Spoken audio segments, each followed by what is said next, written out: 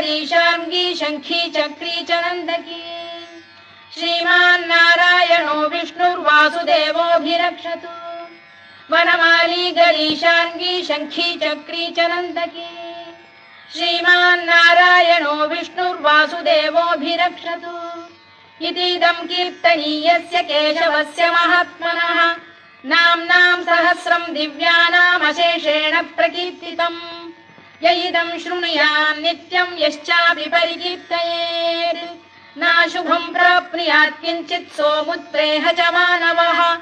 वेदान्तगो ब्राह्मणः स्यात् क्षत्रियो विजयी भवेत् वैश्यो धनसमृद्धः स्यात् क्षुद्रः सुखमवाप्नुयात्